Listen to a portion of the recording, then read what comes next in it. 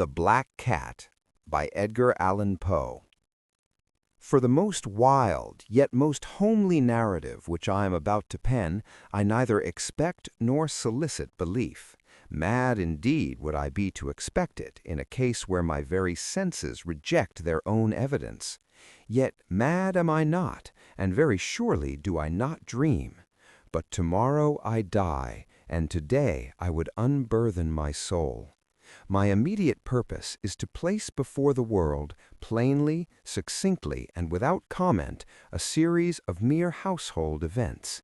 In their consequences, these events have terrified, have tortured, have destroyed me. Yet I will not attempt to expound them. To me they have presented little but horror.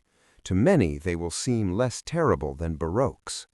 Hereafter, perhaps, some intellect may be found which will reduce my phantasm to the commonplace, some intellect more calm, more logical, and far less excitable than my own, which will perceive in the circumstances I detail with awe nothing more than an ordinary succession of very natural causes and effects. From my infancy I was noted for the docility and humanity of my disposition. My tenderness of heart was even so conspicuous as to make me the jest of my companions. I was especially fond of animals, and was indulged by my parents with a great variety of pets. With these I spent most of my time, and never was so happy as when feeding and caressing them. This peculiarity of character grew with my growth, and in my manhood I derived from it one of my principal sources of pleasure. To those who have cherished an affection for a faithful and sagacious dog, I need hardly be at the trouble of explaining the nature or the intensity of the gratification thus derivable. There is something in the unselfish and self-sacrificing love of a brute which goes directly to the heart of him who has had frequent occasion to test the paltry friendship and gossamer fidelity of mere man. I married early, and was happy to find in my wife a disposition not uncongenial with my own.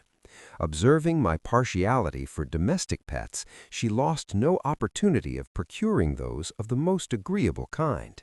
We had birds, goldfish, a fine dog, rabbits, a small monkey, and a cat. This latter was a remarkably large and beautiful animal, entirely black and sagacious to an astonishing degree. In speaking of his intelligence, my wife, who at heart was not a little tinctured with superstition, made frequent allusion to the ancient popular notion, which regarded all black cats as witches in disguise. Not that she was ever serious upon this point, and I mention the matter at all for no better reason than that it happens just now to be remembered.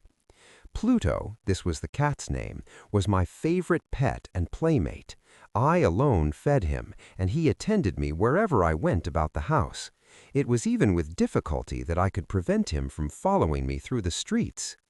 Our friendship lasted in this manner for several years, during which my general temperament and character, through the instrumentality of the fiend intemperance, had, I blush to confess it, experienced a radical alteration for the worse. I grew day by day more moody, more irritable, more regardless of the feelings of others. I suffered myself to use intemperate language to my wife. At length I even offered her personal violence. My pets, of course, were made to feel the change in my disposition. I not only neglected but ill-used them.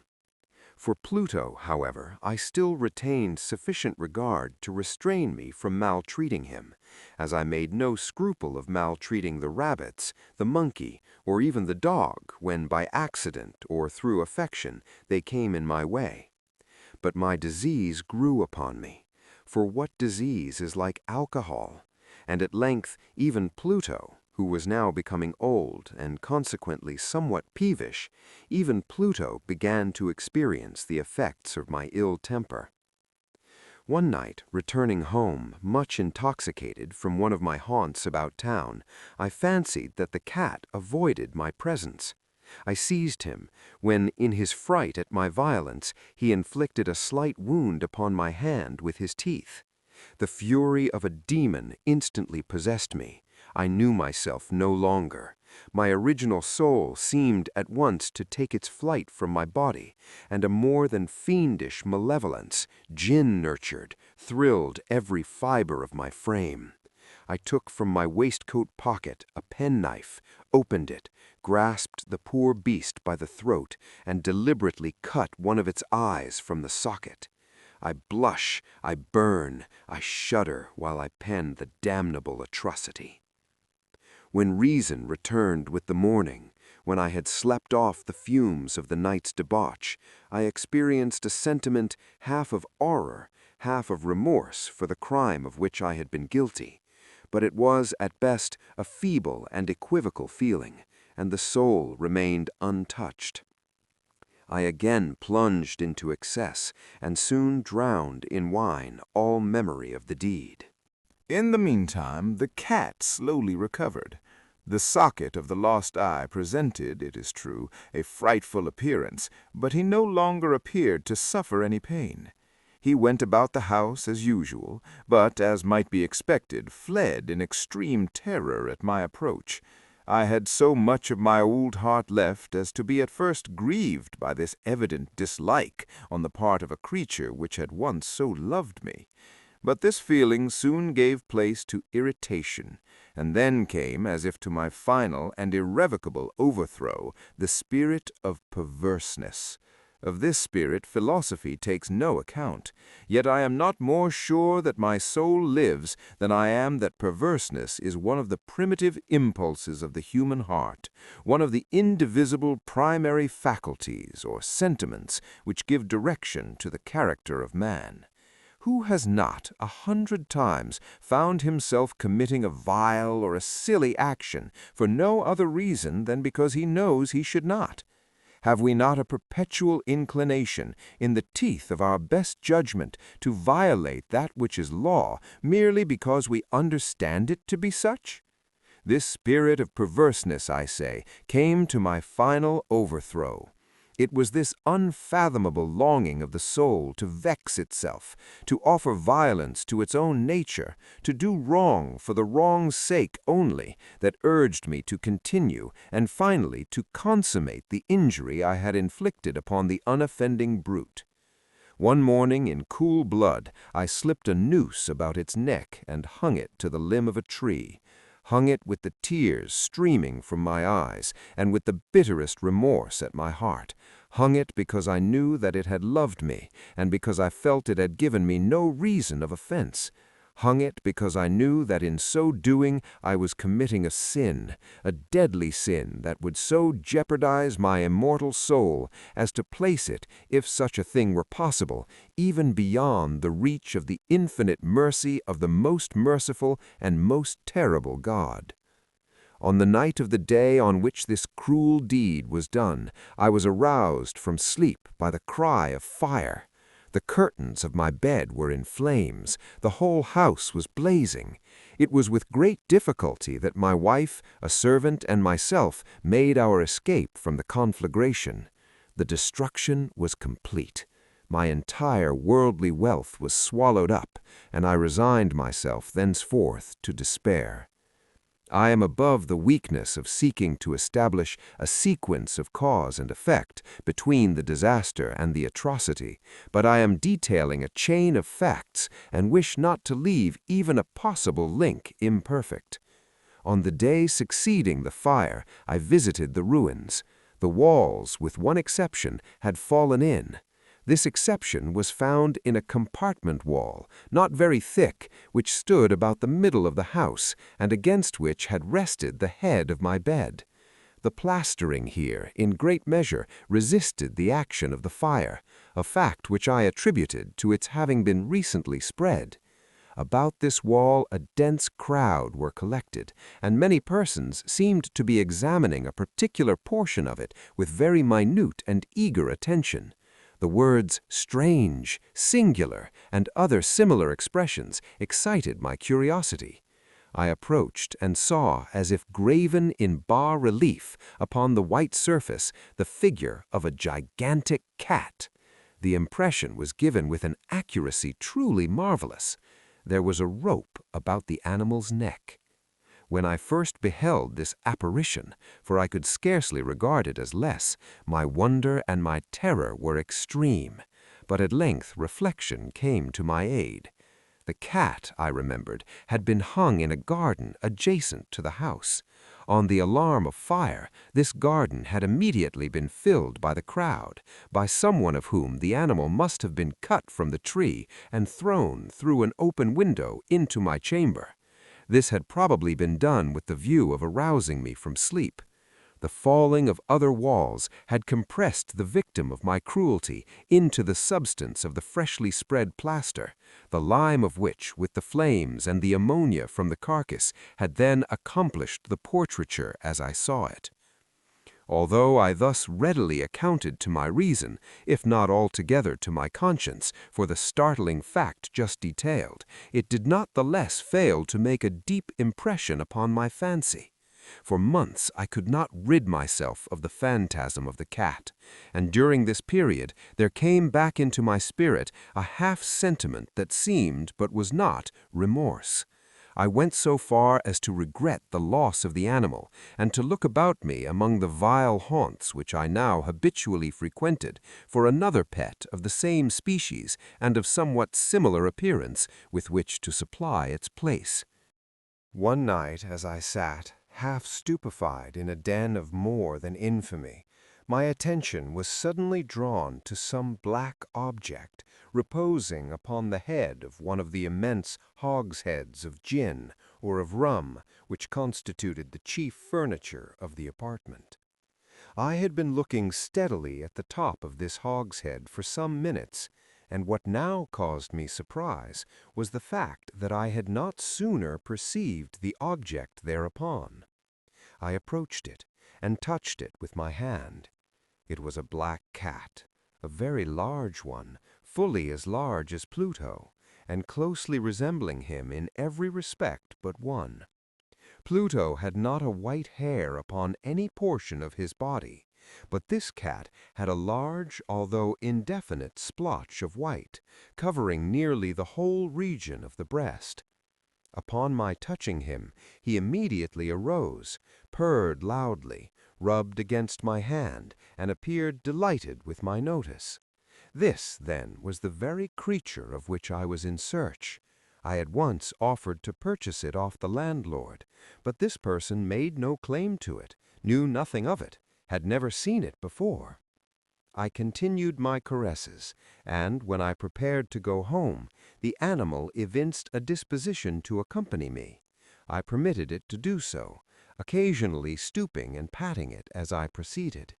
When it reached the house, it domesticated itself at once, and became immediately a great favorite with my wife. For my own part, I soon found a dislike to it arising within me. This was just the reverse of what I had anticipated, but I know not how or why it was, its evident fondness for myself rather disgusted and annoyed. By slow degrees, these feelings of disgust and annoyance rose into the bitterness of hatred. I avoided the creature, a certain sense of shame and the remembrance of my former deed of cruelty preventing me from physically abusing it.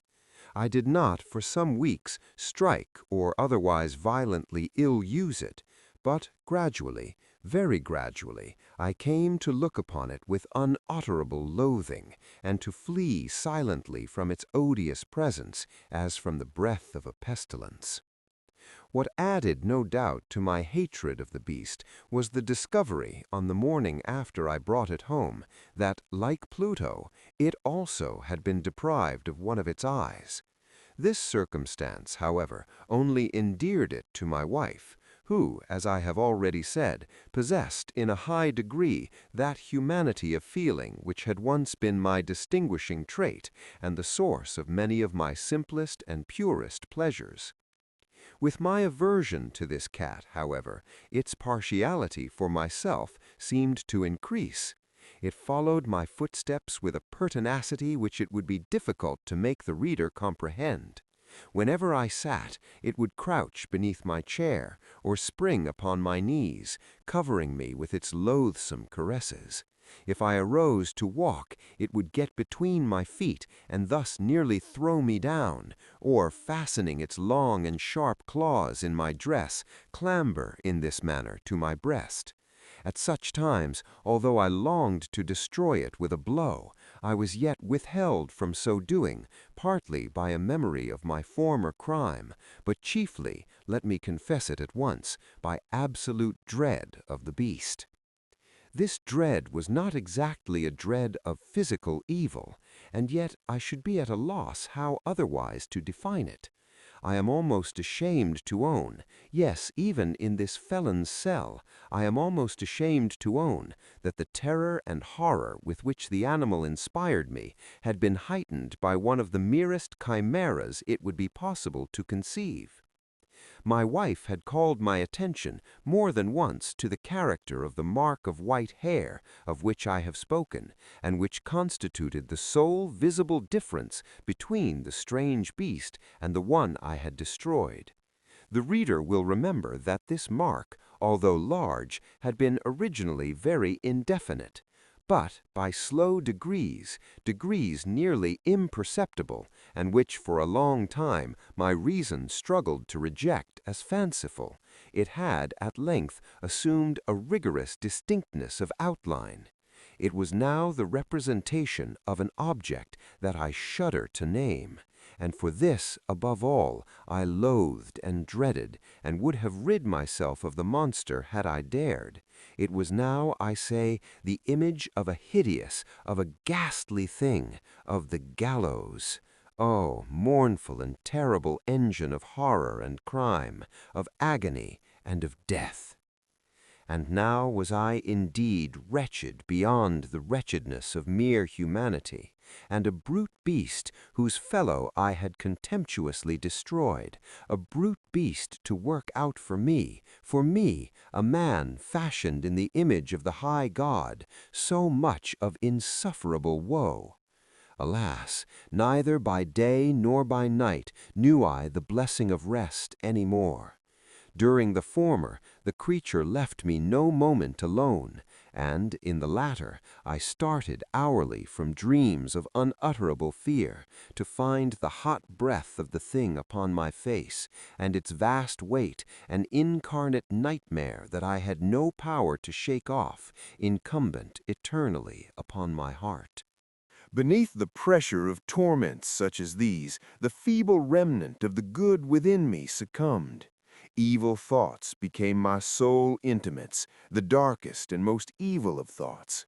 The moodiness of my usual temper increased to hatred of all things and of all mankind, while from the sudden, frequent, and ungovernable outbursts of a fury to which I now blindly abandoned myself, my uncomplaining wife, alas, was the most usual and the most patient of sufferers.